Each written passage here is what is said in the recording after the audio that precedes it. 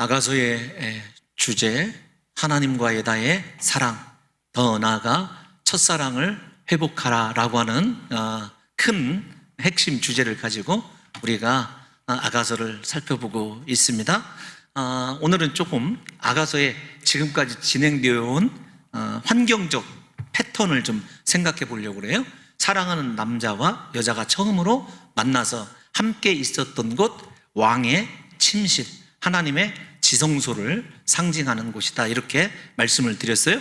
두 번째가 지난주에 살펴본 어디였죠? 잔치집, 포도주가 제공되어지는 집, 그리스도 예수와 함께 가장 기쁨과 만족을 누리는 하나님의 거룩한 품에 대해서 생각해 보았습니다. 오늘은 장소가 침실, 그 다음에 집, 이제는 전원으로 옮기는 것을 보게 됩니다. 전원, 이렇게 하니까 조금 막연하다는 생각이 드네요. 꽃피는, 그리고 새가 우는 산과 들로 사랑의 장소가 바뀌게 되죠.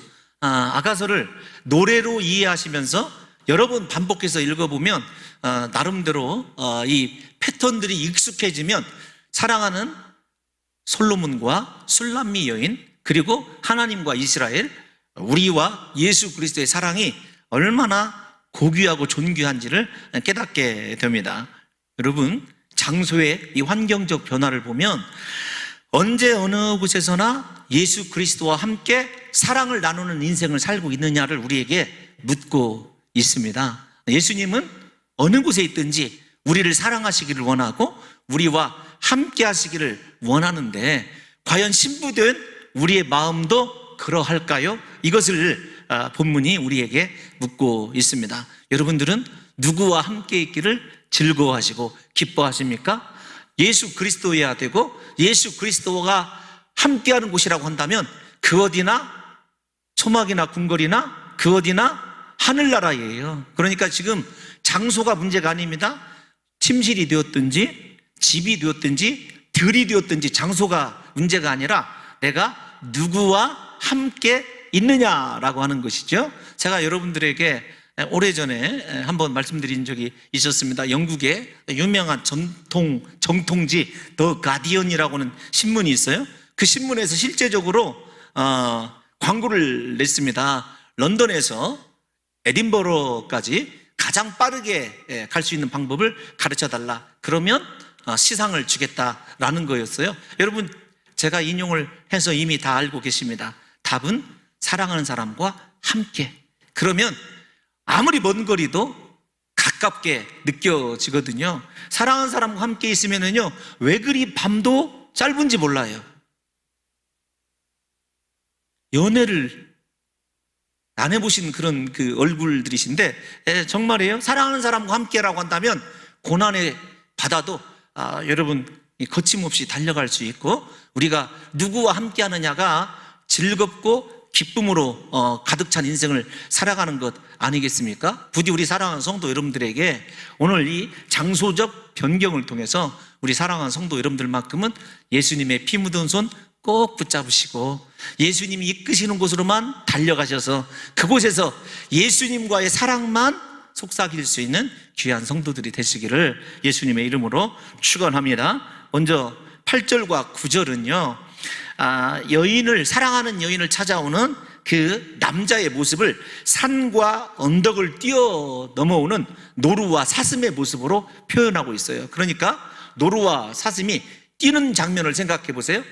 굉장히 발랄하고 그 다음에 거침없이 기쁨을 가지고 이 사랑하는 여인에게 다가오는 거예요. 그러니까 이 모습이 누구의 모습이라고요? 남자의 모습이니까 우리를 찾아오시는 그리스도 예수의 모습이에요. 예수 그리스도께서 우리를 만나시기 위하여 지체 없이 기쁜 발걸음으로 그렇게 달려오는 모습을 생각해 보십시오. 한 가지 조금 어려운 말씀이지만 8절을 좀 띄워놔 주시면, 8절에 이런 말씀이 있습니다. 8절 한번 읽어볼까요? 시작. 내 사랑하는 자의 목소리로구나. 보라, 그가 산에서 달리고 작은 산을 빨리 넘어오는구나. 여러분, 내 사랑하는 자의 목소리로구나 라는 이 말이 히브리어로 보면 5 단어로 이루어져 있어요. 그런데 전부 다 하나 아니면 2개의 단위로 되어 있어요. 좀 거슬리시겠지만 한번 들어보십시오. 콜, 도디, 힌네, 제, 바. 이 단어예요. 다시요. 콜, 도디, 힘내, 제바. 근데 여러분 이것을 읽을 때 유대인들이 일종의 음악의 스타카토라는 게 있어요. 한 음절씩 강조하는 것이 있습니다. 그러니까 이 얼마나 생기발랄하게 사랑하는 자가 달려오는지를 노래인데 음절이 늘어지는 것이 아니라 어떻게 해요? 한 음절씩 하나씩 강조되어서 이렇게 마치 노루가 톡톡톡 뛰듯이 그 모습을 이렇게 그려놨어요. 도대체 이게 무슨 소리야?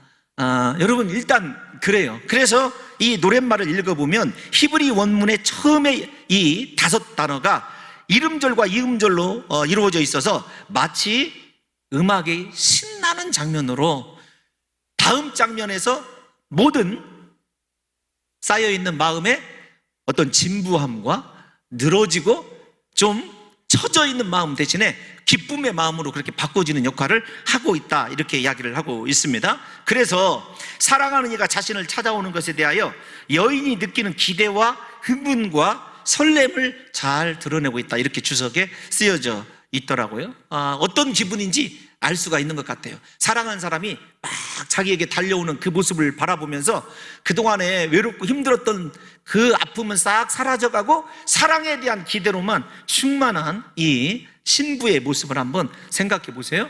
여러분, 예수님은 앞에서 얘기한 대로 그렇게 달려오시는데 예수님에 대한 기대가 우리 그렇게 있는지를 한번 좀 생각해 보세요. 내가 예수님을 그렇게 기뻐함으로, 설레임으로, 예수 그리스도를 내가 만난다니라고 하는 흥분과 감격으로 날마다 예배의 자리가 사모되어지고 그렇게 예수님을 기다리고 기대하고 있는지를 우리가 생각해 봐야 한다는 것입니다. 특히 남자가 찾아오는 모양이 노루나 사슴의 모양을 이렇게 시각적으로 그리고 은유적으로 그렸다고 하잖아요. 그런데 이 동사 메달레그라고 하는 동사예요. 이렇게 뛰어오는 모습이, 짐승이 뛰어오는 모습이 메달레그라고 하는 단어인데, 이 단어가 어떤 것이냐면 예수님께서 우리를 찾아오는 모습을 그리는 건데, 이 단어 자체가 굉장히 신비로운 단어예요. 어떤 거냐면 메달레그는 다른 것이 아니라 원래 걸을 수 없는 사람을 얘기해요. 그런데 그 걸을 수 없는 사람이, 사랑하는 사람이 내 곁에 있다, 혹은 사랑하는 사람을 만나야 된다고 그랬을 때 사랑의 신비한 힘으로, 다리에 힘을 얻어서 걷게 되는 기적의 모습을 그릴 때 이 메달레그라고 하는 단어를 사용한대요. 그러니까 여러분 한번 생각을 해보십시오. 좋은 표현은 아니지만 우리 장애우가 주저앉아 있어요? 혹은 걸을 수 없는 사람이에요. 그런데 내가 내 사랑하는 사람이, 오랫동안 사모했던 그 사람이 저기 있다라고 하는 사랑의 어떤 메시지를 듣고 힘을 내는 거예요. 일어나서 걸을 뿐만 아니라 뛰는 그 모습입니다. 그러니까 여기에서 핵심은 무엇이에요? 사랑이 모든 것을 치유하고 바꿔놓는다는 얘기예요. 사랑이 기적이다라는 이야기입니다. 누구의 사랑이요? 예수 그리스도께서 우리를 사랑하는 그 사랑이 우리 인생에 기적을 일으키는 거예요. 그래서 여러분 이 메달레그라고 하는 단어를 공간보험에서 찾아보면 예수님께서 늘 중풍병에 걸려있든지, 그 다음에 우리가 잘 아는 대로 뭐라고 얘기를 해야 돼요? 시각장애우라고 얘기를 해야 되겠네요. 시각장애우가 되었든지 예수님이 민망히 여기시고 그들에게 다가가셔서 그들의 환부를 만져주시기만 하면 모든 것들이 치유되는 기적이 이 메달레그를 생각하면 옳아요. 그러니까 여러분 이렇게 생각해 보십시오. 그 사랑하는 여인의 모든 것을 바꿀 수 있는 것은 그리스도 예수의 찾아오심입니다. 그리스도 예수의 사랑이에요. 마찬가지예요. 사랑하는 성도 여러분들과 제가 인생에 지금 불가능에 사로잡혀 있고 내 삶이 위기에 있다고 한다면 다른 것을 사모해서는 안 됩니다. 오직 예수 그리스도를 사모하셔야 되고, 그리스도의 사랑만이 내 인생을 치유할 수 있고 실제적으로 질병도 고칠 수 있고 내 삶을 회복시킬 수 있다라고 하는 사실을 믿으시기를 예수님의 이름으로 축원합니다. 여러분 이 단어가 그 뜻이에요. 그러니까 여러분 이 메달레그라고 하는 단어를 바라보면서 혼자 하나님 내게도 이런 기적이 일어나게 도와주옵소서, 예수님 내게 오시옵소서, 예수님의 사랑만이 나를 치료할 수 있고 내 가정을 회복시킬 수 있고 우리 자녀들을 바꿀 수 있습니다. 여러분 사랑이 능력인 줄로 믿습니다. 그 예수 그리스도의 사랑을 한 주간 사모하셔서 저와 여러분들의 인생 가운데서도 메달레그의 여러분 이 기적이 일어나시기를 다시 한번 우리 주님의 이름으로 축원합니다. 여러분, 그러므로 이 사랑하는 예수 그리스도의 달림, 움직임은 단순히 신부에게로 나가는 것이 아니라 신부의 모든 것을 바꿔놓고 고칠 수 있는 능력이라는 것을 분명히 다시 한번 생각해 봐야 돼요. 또 하나 우리가 생각해야 될 것이 어떤 것이냐면 8절 끝에 봅니다. 작은 산을, 자, 그가 산에서 달리고, 시작. 그가 산에서 달리고 작은 산을 빨리 넘어오는구나. 아멘. 여기 산, 작은 산 이렇게 되어 있는데 원래는 산에서 달리고 언덕을 빨리 넘어오는구나 이렇게 번역을 해야 돼요. 그러니까 산과 언덕이라는 것이 쓰여져 있어요. 근데 이 산과 언덕이 무엇이냐면 그 우리 보수적인 주석가들도 어떻게 해석을 했냐면 이 사랑하는 남자와 여자가 뛰어넘어야 될 신분적, 사회적, 물리적 장애물들을 의미한다 이런 거예요. 그러니까 어떤 거냐면 어떤 장애물에도 불구하고 나를 사랑하신 예수님이 나에게 찾아오시는 거예요. 나를 사랑하셔서. 그러니까 예수님의, 여러분, 우리가 예수 그리스도를 만나는데 장애물이 있을 수 있어요. 예수 그리스도를 잘 섬기고 싶을 때 우리 안에 어찌 장애물이 없겠습니까? 그런데 예수님께서 그 장애물들을 반드시 극복하시고 나를 구원하시러 오시는 거예요. 그러면 신부 입장에서 생각해 보십시다.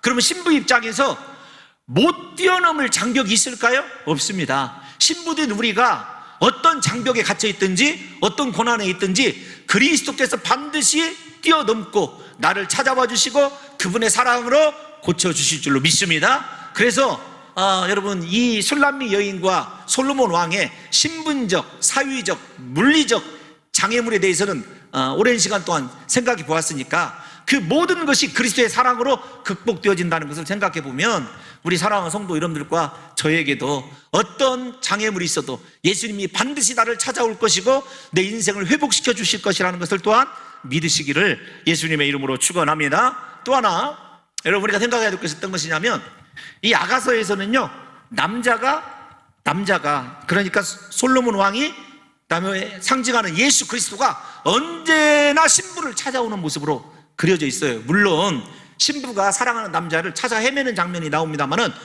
극적인 순간마다 사랑하는 신랑이 사랑하는 그 남자가 신부에게 찾아와 주는 그런 장면이 있어요. 그것이 무엇과 연결이 되어 있냐면 예수 그리스도께서 우리에게 먼저 찾아와 주셔요. 예를 들면 마태복음이나 누가복음에서도 제자들을 먼저 찾아와 주신 분이 누구이시죠? 예수 그리스도예요. 창세기 12장에 아브라함을 먼저 찾아와 주신 분도 예수 그리스도이십니다. 그런데 이것이 처음에만 그러냐? 그렇지 않아요. 아가서에서는 마지막 순간도요 주 예수여 어서 오시옵소서 마라나타가 기록되어 있어요. 제가 적어드리지 않았는데 아가서 8장 14절 마지막 절이거든요. 혹시 준비가 되어 있는지 모르겠습니다. 적어드리진 않았지만 아가서 8장 14절을 펴보세요. 8장 14절 마지막 절입니다. 펴보면 이렇게 되어 있어요. 시작. 내 사랑하는 자야 너는 빨리 달리라. 향기로운 산 위에 있는 노루와도 같고 어린 사슴과도 같아. 똑같은 말이 지금 반복되고 있죠. 그게 신부의 고백이에요. 내 사랑하는 자야 너는 빨리 달리라. 저 말이 원문으로 보면 이 말과 동일합니다. 주 예수여 어서 오시옵소서 마라나타, 그것과 동일한 거예요. 그러니까 아가서에는 예수 그리스도께서 우리를 처음 찾아와 주시고 구원의 은혜를 베풀어 주시고 우리를 통하여 하나님의 자녀답게 살아가시게 할 뿐만 아니라 종말적으로 우리를 완전한 결혼식장으로 초대하시는, 우리를 결혼식장으로 인도하실 예수 그리스도의 모습을 상징하고 있어요. 그러니까 아가서에는요 현실적인 남녀 간의 사랑 이야기가 아니라 예수 그리스도와 나와의 첫사랑, 그 다음에 사랑의 완성인 종말적인 나를 완전한 신부로 데려가기를 원하시는 그리스도의 오심이에요. 그래서 마지막이 신부된 여인이 그 사랑하는 남자를 그토록 빨리 와주기를 사모하는 거예요. 그러니까 우리도 마찬가지 아닙니까? 진짜 깨어있는 성도라고 한다면요 주 예수여 어서 오시옵소서. 삶이 힘들고 지쳐서가 아니라 진짜 예수님을 사랑하면 예수 그리스도가 어서 오시기를 눈 빠지게 기다릴 것 아니에요? 여러분 예수 그리스도가 오실 줄로 믿습니다. 근데 정말로 예수님이 이렇게 오시기를 빨리 달려서 모든 장애물들을 제거하고 나에게 오시기를 사모하고 있느냐고요. 그래서 아가서에는 종말론도 이렇게 포함되어 있다는 것을 우리 사랑하는 성도 여러분들이 이해하셨으면 좋겠어요. 그래서 유대인들이 이 부분을 어떻게 해석했냐면 애굽에 포로로 잡혀있고 노예 생활하고 있는 그들을 어서 오셔서 구원해 주시기를 바라시는 하나님에 대한 사모합니다, 이렇게 미드라시에서 해석을 하고 있더라고요. 여러분, 이뿐만이 아닙니다. 제가 앞에서 예수 그리스도께서 남자가 언제든지 신부를 찾아가는 것처럼 예수님이 사마리아성의 수가성 여인에게도 찾아가셨습니다. 소경 바디메오에게도 찾아가셨어요. 우리가 잘 아는 대로 여러분 삭개오에게도 찾아가셨어요. 언제나 예수 그리스도가 우리에게 찾아오실 것이고, 우리가 정말로 그분의 신부라고 한다면 다른 것 사모하는 것이 아니라 나를 데리러 오실 완전한 종말의 성취이신 예수 그리스도가 내게로 와주시기만을 사모하는 신부의 모습으로 이 땅을 살아가야 한다는 거죠. 제발 여러분 기대하실 것 많이 있죠.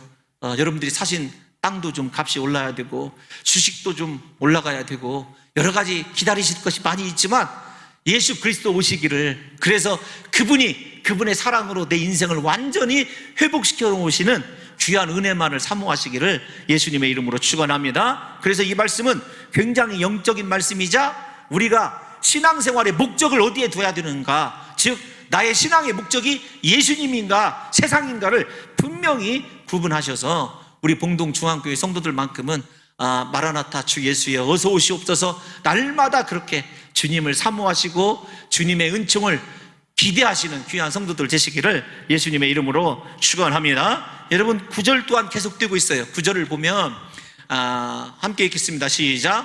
내 사랑하는 자는 노루와도 같고 어린 사슴과도 같아서 우리 벽 뒤에 서서 창으로 들여다보며 창살 틈으로 엿보는구나.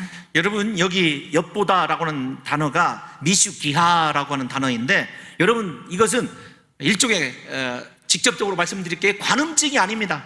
어떤 거냐면 사랑하는 여인을 언제나 지켜보시면서 염려 속에서 보호하시고자 하는 눈빛이에요. 그러니까 예수 그리스도께서 우리 곁에서 우리의 가장 은밀한 부분까지, 사람들이 알지 못하는 부분까지 지켜보시고 알고 계시는 그리스도의 사랑과 우리를 향한 관심으로 그렇게 이해하시면 될 듯 싶습니다. 제가 지난주에 아주 대참사를 일으켰더라고요. 요즘에 제정신이 아닙니다. 대참사가 어떤 거냐면, 목사님 드디어 목사님께서 설교 시간 최신 레코드를 작성하셨어요. 그러면서 한번 유튜브를 보세요. 47분 찍었어요. 우리 성도님들 참 유튜브 조회수 100회도 안 되는 목사이죠. 근데 꼭 보시는 분들은 있는가 봐요. 뭘 보시냐면 설교 내용을 다시 들으는 것이 아니라 너 설교 몇 분 했어? 진짜 얄미워. 제가 언젠가 소리 없이 사라지면 한 달 정도는 안 나타날 줄 아십시오. 그래서 제가 다짐을 했어요. 이제는 47분보다는 조금 짧게 하자. 그래서 46분 59초를 오늘 빠르게 지나갑니다. 염려와 근심 속에서 우리를 지켜보는 거죠. 그러면서 이 여인이 이제 10절에서 14절을 보게 되면은 찾아온 봄에 이끌려 이 사랑하는 남자의 요청에 응하는 장면이 기록되어져 있어요. 이 집안에 있는 이 여인의 모습을 잠시 생각해 볼까요? 10절 한번 볼게요. 10절 시작. 나의 사랑하는 자가 내게 말하여 이르기를 나의 사랑 내 어여쁜 자야 일어나서 함께 가자. 여러분 일어나서 함께 가자라고 하는 번역은 조금 뭐라고 할까요? 의역이 되어 있다고 할까요? 이런 거예요. 어떤 거냐면 일어나라 나와라, 명령형으로 되어 있어요. 청유형이 아니라. 그러니까 무슨 말이냐면 일어나라 나와라 라고 하는 말은 결단을 요구하는 거예요. 그리스도의 초청에 대한 결단을 요구하는 것입니다. 너의 지금 자리, 네가 안주하고 있는 그곳에서 사랑을 향하여 나아가야 되는 결단을 우리에게 요구하고 있는 것입니다. 그래서 여기에 보면 사랑하는 자가, 그 다음에 그 여인을 부를 때 내 사랑, 그 다음에 나의 어여쁜 자야 이렇게 부르고 있지 않습니까? 그러므로 여러분 사랑하는 이 남자의 여자를 향한 간절한 그 부름이 무엇으로 가득 차 있냐면 사랑의 모습으로 가득 차 있어요. 그 여인이 실질적으로는 신분적으로 외모적으로 요즘 말로 얘기하면 죄악투성인 우리들에게 나는 아직도 너를 사랑하고 있고 내게는 너밖에 없다. 그 다음에 어떻게 하라고요? 너 일어나라, 내게로 나오라고 하는 간절한 결단과 하나님께서 우리를 향하여서 하나님 품으로 나오기를 기대하시는 일종의 우리가 결단해야 될 부분 있지 않습니까? 우리가 현실에 안주하고 있고 예수님보다 더 사랑하고 있는 그 상태에서 벗어나서 하나님께로 달려나와야 될 것을 이야기하고 있는 것입니다. 그래서 여러분, 이 장면을 요한계시록에서 이렇게 이 애타는 남자, 그 다음에 예수 그리스도의 우리를 향한 심정을 계시록 우리가 잘 아는 말씀 3장 20절 한번 읽어볼까요? 계시록 3장 20절 시작. 볼지어다 내가 문 밖에 서서 두드리노니 누구든지 내 음성을 듣고 문을 열면 내가 그에게로 들어가 그와 더불어 먹고 그는 나와 더불어 먹으리라. 여러분들에게 계시록을 강의할 때 이렇게 말씀을 드렸습니다. 저 잘 들으시라고. 두드린다와 두드리는 것은 손으로 되는 거예요. 음성은 얼마나 크게 부르시는지 몰라요. 그래서 예수 그리스도께서 우리에게 나의 사랑하는 자야, 나의 어여쁜 자야, 일어나라, 나와 함께 가자가 아니라 무엇이냐면 나와라, 그곳에서 나오라는 거예요. 여러분, 우리가 계시록을 읽어보면 계시록에서 우리에게 바벨론 제국에서 너희가 속해 있는 물질의 제국에서, 향락의 제국에서 그리스도를 향하여 나올 것을 얼마나 많이 요청하고 있는지 몰라요. 계시록에서 마찬가지입니다. 이 시간에 예수님께서 우리에게 요구하는 것은요, 우리가 좋아하는 것들, 사랑하는 것들 다 그 자리에 내버려 두고 그리스도를 향하여, 오로지 주님이 원하시는 건 나이니까 그리스도를 향하여 일어나서 그분에게 나아가는, 그래서 그분과 함께 걸어가는 위대한 인생 살기를 주님이 원하시는 거죠. 우리가 잘 아는 대로 베드로나 야고보, 요한이 위대하게 쓰임 받을 수 있었던 것은 다른 것 아닙니다. 그리스도의 부르심에 응답했다는 거예요. 그 응답하기 위해서 우리가 잘 아는 대로 배도, 그물도, 싹군도, 아비도 버렸다는 것이 우리가 잘 알고 있는 그리스도의 부르심에 대한 그들의 반응 아니었습니까? 예수님이 우리에게 이 시간 원하는 거예요. 제발 예수님이 원하지 않는 것, 그 자리가 어떤 자리인지 모르겠지만 사랑하는 성도 여러분들과 제가 일어나셔서 그곳으로 달려가실 수 있는 귀한 성도들이 되시기를 예수님의 이름으로 축원합니다. 여러분 11절을 또 보겠습니다. 11절 시작. 겨울도 지나고 비도 그쳤고 12절까지 가죠. 시작. 지면에는 꽃이 피고 새가 노래할 때가 이르렀는데 비둘기의 소리가 우리 땅에 들리는구나. 여러분, 이스라엘은 10월에서 4월까지가 우기예요. 그리고 겨울입니다. 정말로 살맛 안 나는 곳이에요. 비가 많이 내려요. 그러니까 생각해 보세요. 이 시기를 무엇이라고 하냐면 11절 띄워놔주시면 이 겨울과 이 비 내리는 그 시절이 인생의 고난의 시절이에요. 무슨 말입니까? 예수님이 오심으로 말미암아 내 신랑이 나에게 옴으로 말미암아 내가 그 자리에서 일어나서 신랑을 향하여 나가기만 하면 인생이 어떻게 바뀌냐면 12절로 갑니다. 고난이 끝나고 12절 시작. 지면에는 꽃이 피고 새가 노래할 때가 이르렀는데 비둘기의 소리가 우리 땅에 들리는구나. 여러분, 우리가 읽은 이 본문 8절에서 17절은요 청각과 시각이 교차해요. 이 여인이 예수 그리스도를 볼 때는요 시각적인 효과예요. 이 남자가 여인에게 들려주는 것은요 청각적인 효과예요. 이게 참 이 노래가 아가서가 이게 공부하면 공부할수록 재밌더라고요. 그런데 어려워요. 저는 우리 성도님들을 언제나 존경해요. 이렇게 딱딱하고 어려운 설교를 듣고 있는 성도님들이 얼마나 대단한지 몰라요. 근데 여러분 잘 생각해 보세요. 그래서 12절에 보면 인생의 새로운 시대, 즉 봄이 시작됐다는 걸 알 수 있어요. 여러분, 꽃이 피었습니다. 새가 노래합니다. 그 다음에 비둘기의 소리가 그들에게 들려요. 그러니까 여러분, 꽃, 그 다음에 새, 비둘기를 통해서 보여주는 것은 어떤 것이냐면 이제 고생은 끝났다. 그리스도와 함께하는 인생의 축복의 시기가 시작됐다는 거죠. 예수님 따라가는 것이요 내 삶의 겨울을 끝내는 것이고 새로운 삶의 축복의 시기로 나가는 길임을 분명히 보여주고 있다는 사실을 깨달으셔서 예수님이 부르신다면 여러분 그 어떤 것도 다 내려놓으시고 쫓아가신다고 한다면 겨울이 끝날 줄로 믿습니다. 비가 그치게 될 줄로 믿습니다. 여러분, 특별히 비둘기는요 이스라엘 사람들에게 봄의 전령사로 알려져 있고 이따가도 나옵니다만은 사랑의 전령사예요. 그러니까 비둘기가 굉장히 좋은 새더라고요. 그런데 비둘기 상당히 악합니다. 아니 실제적으로 보면 비둘기가 좋은 의미로 성경에서 다 쓰여요. 그런데 실제적으로 보면 제가 상당히 악한데 그 악하다고 하는 이유를 나중에 말씀드릴게요. 아니, 개인적인 경험 때문에 그래요. 그런데 동물 애호가들에게 환경단체에서 신고받을까봐 제가 그냥 넘어가는 것일 뿐이에요. 여러분, 13절에서는 12절에 기대했던 이제 열매가 구체적으로 나타나요. 13절을 한번 볼까요? 13절 시작. 무화과 나무에는 푸른 열매가 익었고 포도나무는 꽃을 피워 향기를 토하는구나. 나의 사랑, 나의 어여쁜 자야, 일어나서 함께 가자. 굉장히 지금 청유를 계속해서 하는 거예요. 일어나라, 나에게 나오라 라는 것은 어떤 것입니까? 삶에 이런 축복이 펼쳐져 있다라는 거예요. 그런데 여러분, 이스라엘의 초봄에는요 무화과 나무가 풋 열매가 맺혀져요. 그때가 언제냐면 6월달 정도 돼요. 아니, 죄송합니다. 이 풋 열매가 6월달 되면 완전히 익습니다. 우리가 건축한 제주 대평교회에 가면 그 앞에 제가 건축을 할 때 이 공사를 진행하시는 분들에게 무슨 일이 있어도 무화과 나무 손대지 말으라고 그랬어요.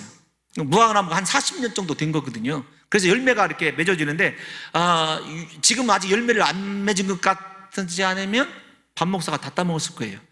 연락이 없더라고요. 이번에 무화과 익었다고 하는 연락이. 그러면 밥 목사가 혼자 다 먹은 거예요. 그런데 여러분, 일단 이렇게 생각을 해보세요.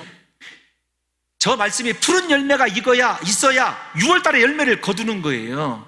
이 말이 왜 그러냐면 초봄에 푸른 열매가 없는 무화과 나무는 나중에 결단코 당연하죠. 열매가 없죠. 포도나무도 꽃이 있어야 열매가 맺죠. 그래서 그 꽃을 잘 보호해 줘야 된다는 거예요. 그러므로 예수님과 완전한 사랑의 열매를 위해서는요, 열매를 위해서는 어떻게 해야 돼요? 그리스도를 따라가야 돼요. 그러니까 두 가지입니다. 제가 드리려고 하는 말씀이 어떤 거냐면, 예수 따라가는 결단과 순종이 있을 때 그 사람에게만 사랑의 열매가 나타날 줄로 믿습니다. 그 얘기를 지금 13절에 얘기를 해주는 거예요. 그러니까 그리스도의 부르심에 바로 따라갔다고 해서 열매가 있는 거 아니에요. 그리스도와 동행하고 그분을 쫓아가는 인생에게 열매는 후에 주어질 것을 이렇게 시적으로 표현한 것을 생각해 보면, 우리가 그렇지 않습니까? 성격이 급해서 예수님께 나와서 기도하면 모든 문제가 해결될 줄 알았는데 아닙니다. 주님은 우리의 믿음을 달아보시고 주님의 시간, 열매의 시간을 기다리시는 거예요. 그때까지 내가 누구와 함께 있어야 돼요? 그리스도 예수와 함께 있어야 됨을 우리에게 명시적으로 보여주고 있는 것입니다. 14절 한번 볼까요? 빠르게 14절 시작. 바위 틈 낭떠러지 은밀한 곳에 있는 나의 비둘기야, 내가 내 얼굴을 보게 하라. 내 소리를 듣게 하라. 내 소리는 부드럽고 내 얼굴은 아름답구나. 여러분, 바위 틈 낭떠러지 은밀한 곳 접근하기 쉬울까요? 쉽지 않을까요? 쉽지 않죠. 이게 중요한 것인데, 어떤 거냐면 이 여인이 아무나 범접할 수 없는 매우 순결하고 정숙하고 절개가 있는 여인이다, 이렇게 그려주고 있어요. 사실은 이 여인이 그렇지 못하거든요. 그런데도 나중에 보면 그래요. 그런데도 이 남자 솔로몬 왕은요, 그녀를 앞에서는 신분적, 외모적, 그 다음에 사회적 모든 뭐라고 할까요? 차이를 극복을 했어요. 이번에는 그녀 자신의 어떤 그냥 우리 학생들도 있으니까 인성적인 캐릭터가 부족해도 예수님이 보실 때는요, 그녀가 제일로 순결해 보여요. 그녀가 제일로 정결하게 보이는 것을 이야기합니다. 그래서 여러분, 예수님이 우리에게 원하시는 것은 다른 것이 아니에요. 오직 그리스도 예수를 향하여 우리가 순결하고 비둘기처럼 정말로 바위 틈에서 남들이 접근하기 어려운, 유혹하기 어려운, 넘어뜨리기 어려운 그런 신앙의 절개를 지키는 모습을 요구하고 있다, 이렇게 유대인의 책에도 그 다음에 일반 주석가들도 다 기록하고 있더라고요. 그런데 비둘기가 사는, 조금만 띄워놔주십시오. 14절 다시. 낭떠러지라고 하는 단어를 찾아보니까 마드레가라고 하는 히브리어예요. 그런데 이건 어떤 거냐면, 이 지형을, 마드레가를 유대인들은 신의 계단이라고 불렀대요. 신의 계단. 그 이유는 낭떠러지 위에 있는 바위 틈 둥굴이 너무 가파라고 힘들어서 험난해서 신도 계단 없이는 올라갈 수 없어서 신의 계단, 낭떠러지를 그렇게 해석하고 있더라고요. 참 재미있어요. 신도 접근하지 못한다 라고 하는 이 표현이 어떤 거냐면, 어떤 악한 영도 사람도 그 여인을 그리스도의 신부의 자리에서 내려오게 할 수 없다라는 거예요. 그러니까 그녀의 영적인, 하나님께서 판단하시고 보아주는 아마 최고점 이런 표현으로밖에 설명할 수가 없죠. 사실은 부족함에도 불구하고 예수 그리스도가 우리를 그렇게 귀한 신부로 여겨주는 거예요. 얘야, 너는 영적으로도 참 거룩하구나, 육적으로도 다른 거 사랑하지 않고 나만 사랑하는 여인이구나. 예수님께서 우리를 그렇게 인정해 준다는 것입니다. 특별히 여기 바위 틈에 수어있는 비둘기를요, 유대인의 책을 보니까 이렇게 이야기를 하고 있어요. 곤경에 빠진 이스라엘, 혹은 단절된 이스라엘. 그러나 그들의 단절마저도 곤경에 빠져 있는 것도 하나님이 구원하신다. 여러분 비슷할 수도 있겠지만 어떤 것이 되었든지 예수 그리스도께서는 우리를 찾아내시고 온전케 하실 뿐만 아니라 하나님께서 여기시는 진정한 신앙의 우리에게 모습은 다른 것 아닙니다. 예수님의 신부답게 거룩하고 정결한 삶, 예수 그리스도에 대해서, 신앙에 대해서 목숨 걸고 오직 말씀을 지킬 수 있는 하나님의 사람의 모습을 가지시기를 예수님의 이름으로 축원합니다. 여러분, 세상과 타협하지 말아야 됩니다. 죄와 타협하지 말아야 돼요. 그 모습을 가리키고 있다는 것을 생각하셨으면 좋겠어요. 15절 한번 볼까요? 시작. 우리를 위하여 여우 곧 포도원을 허는 작은 여우를 잡으라. 우리의 포도원에 꽃이 피었습니다. 사랑의 방해자가 있습니다. 여러분, 헤롯도 여우로 비교가 되었었고요, 신약 성경에도 보면 교회를 허는 무리를 여우라고 이렇게 얘기를 해요. 그러니까 사탄일 수도 있고 두 사람의 사랑이 결실을 내지 못하도록 언제나 여우가 있다는 사실을 깨달으셔야 돼요. 특별히 고대 근동에서 여우는 이렇게 쓰였대요. 바람둥이로 쓰여져 있답니다. 그러니까 둘만의 사랑에 위기가 찾아올 수 있다는 거예요. 무엇 때문에? 여우 때문에. 예수님과 우리의 사랑이 위기가 찾아올 수 있다는 거예요. 무엇 때문에 그러냐면 우리가 예수님 아닌 것을 사랑하는 것 때문에 예수님과 우리의 사랑이 깨질 수 있다는 거예요. 그래서 뭐라고 얘기했냐면 우리를 위하여, 복수가 쓰이지 않습니까? 너 나가 아니라 우리를 위하여 여우 곧 포도원을 허는 작은 여우를 잡으라. 우리의 포도원에 꽃이 피었습니다. 무슨 말이냐면 이렇게 생각해 보세요. 여우가 이 말을 우리식으로 생각하면 이해할 수가 없어요. 이해하실 수가 없습니다. 왜냐하면 우리는 포도나무를 어떻게 키우죠? 이렇게 기둥을 세우고 그 다음에 프레임을 짜고 거기에다 이렇게 포도 덩쿨을 올리죠. 포도 박사님 어디 계세요? 예, 맞습니까? 예, 맞아요. 그런데 여러분, 고대 근동 혹은 이스라엘, 그 다음에 다른 데는요, 포도나무가 이렇게 밑에 있어요. 밑에서 자랍니다. 의심하지 마세요. 밑에서 자라요. 진짜라니까요. 근데 꽃 피어난 그 땅에 있는 여우가 막 휘짓고 다니면서 꽃 떨어지면 열매를 못 맺힌다는 거죠. 마찬가지입니다. 신앙이 어느 때 여러분 위기가 오냐면 내가 무언가를 꽃 피우려고 할 때 꼭 유혹에 빠지거나 여러분 위험이 우리에게 닥쳐오더라고요. 그래서 제가 새신자들이 참 여기서 새신자라고 하는 것은 예수 믿기 얼마 되지 않으신 분들 얼마나 이렇게 열심을 가지고 이렇게 하실 때 제가 기도를 해요. 뒤에서 하나님, 이 시기가 지나면 저 믿음을 연단하시기 위하여 하나님께서 혹시 시험이 올 텐데 절대로 포기하지 않게 도와주세요. 어렵게 얻은 이 구원의 은혜 놓치지 않게 해달라고 기도하거든요. 마찬가지입니다. 내가 예수님 뜻대로 살아보려고 예수님이 이끄신 대로 순종해서 부르심에 응답했어요. 내가 이렇게 사명을 가지고 인생 한번 예수님을 위해서 열매를 맺어보리라. 그런데 열매를 보기 전에 꽃이 피었어요. 정말 뜨거워요. 그때는 물을 부어도 그 불이 꺼지지 않을 정도예요.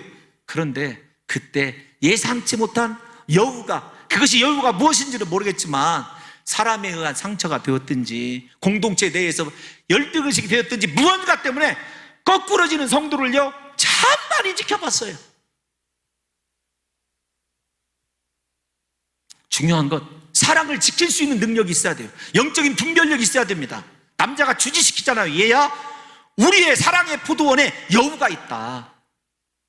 저와 여러분들이 그리스도 예수를 쫓아가면서 언제나 나를 넘어뜨릴, 거꾸로뜨릴 여우가 무엇인지를 생각해야 돼요. 어떤 사람에게는요 세상의 쾌락일 수도 있고 물질일 수도 있고요, 여러분 컴퓨터 게임일 수도 있고 도박일 수도 있고 여러 가지 것이 있죠.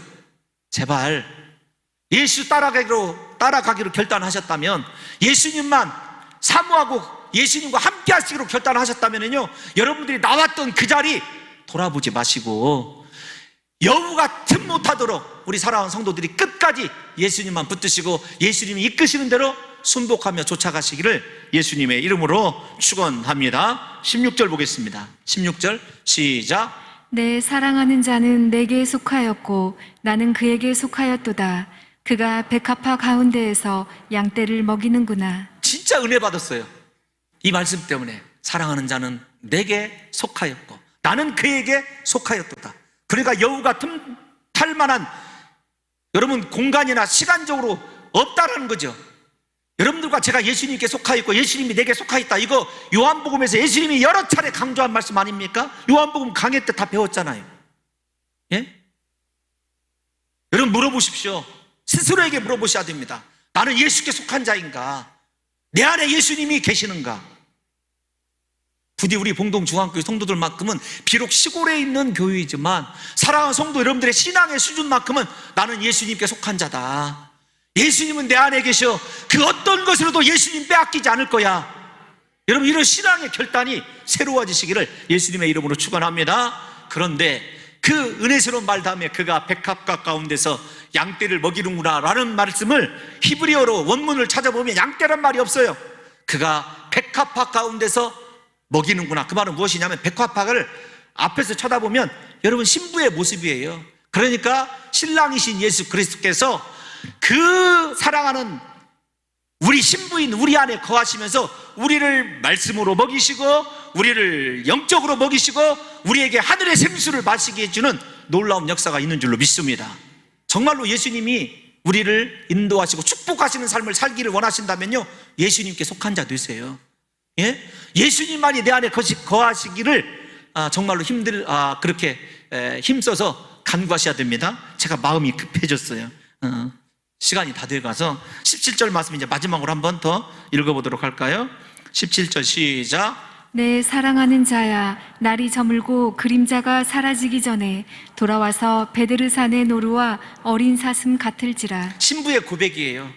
날이 저물기 전에는 무슨 말입니까? 빨리 나에게 다가오라는 것입니다. 그런데 저기 베데르산 이런 표현이 나오죠. 이 베데르산은 이스라엘 사람들에게 향품산으로 알려져 있어요. 온갖 향초들이 가득한 이 산으로 보아야 된대요. 그래서 이건 무엇이냐면 이 전에 돌아와서 자기 자신이 준비하고 있는 신앙의 향기, 이렇게 번역을 하고 있더라고요. 여러분, 그런데 여기는 상당한 논란이 있어서 제가 빠르게 마치면 그런 것입니다. 이 그윽한 향품 베데르산은 자기 자신을 얘기해요.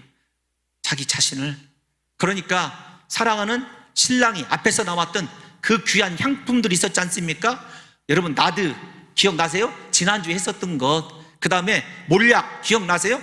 온갖 귀한 향품으로 여러분 자기 자신을 치장하고 그 사랑하는 신랑이 기뻐하는 향기만 그렇게 풍기고 있는 여인의 모습을 생각하시면서 내게서는 예수님이 기뻐하는 것만 발견되는 우리 귀한 성도들 되시기를 예수님의 이름으로 축원합니다. 죄악의 자리를 벗어나서 부르심 받고 그 신랑과 꽃을 피우고 열매를 맺어가며 그 사랑이 완성되기를 원하는 그 여인에게는요, 그리스도께서 찾으시고 기뻐하시는 것들로만 가득 찬 모습을 그렇게 은유적으로 그리고 있다는 사실을 생각해 보셔서 여러분 이렇게 한번 물어봅시다. 스스로에게 예수님이 나에게 오시면 무엇을 좋아하실까?